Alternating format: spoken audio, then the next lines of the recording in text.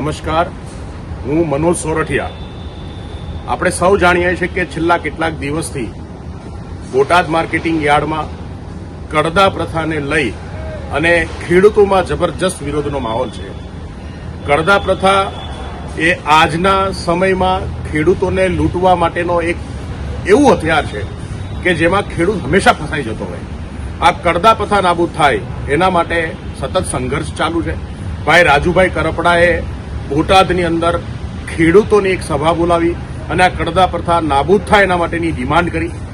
ભાજપે ખેડૂતોને સાંભળવાને બદલે આ કડદા પ્રથા ચાલુ રાખી અને ખેડૂતોને ભેગા થવા દેવા અને એની માંગોને દબાવવાની કોશિશ કરી છે.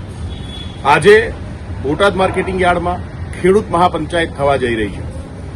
બોટાદ જિલ્લાના અને આસપાસના તમામ ગામોના ખેડૂતો ખેડૂત મહાપંચાયતમાં આ કિસાન મહાપંચાયતમાં પહોંચવાના છે. ત્યારે ગુજરાતના અલગ અલગ જગ્યાએ આમ આદમી પાર્ટીના નેતાઓ, આમ આદમી પાર્ટીના કાર્યકર્તાઓને તમામ જગ્યાએ પકડીને ઘરમાં યા તો હાઉસ એરેસ્ટ કરવામાં આવ્યા છે યા તો પોલીસ સ્ટેશન લઈ જવામાં આવ્યા છે.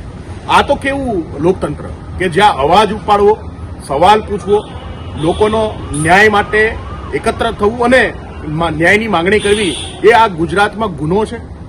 ગુજરાત આજે બિલકુલ લોકતંત્ર તાંત્રિક રીતે ચાલતું હોય અને ત્યાં લોકતંત્ર હોય એવું બિલકુલ નથી.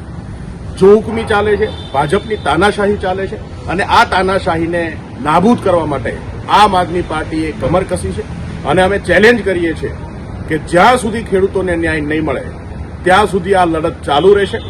માત્ર હવે બોટાદ માર્કેટિંગ યાર્ડનો પ્રશ્ન નથી. ગુજરાતના તમામ યાર્ડની અંદર જે ખેડૂતોનું શોષણ થાય છે, ગુજરાતની અંદર જે તમામ અલગ અલગ મુદ્દે ખેડૂતોનું શોષણ કરવામાં આવે છે, આ તમામ મુદ્દા સાથે ગુજરાતની અંદર આમ આદમી પાર્ટી સંઘર્ષના મેદાને છે અને જ્યાં સુધી ગુજરાતના ખેડૂતોને ન્યાય નહીં અપાવીએ ત્યાં સુધી ચંપીને બેસવાના નથી. ભારત માતા કી જય.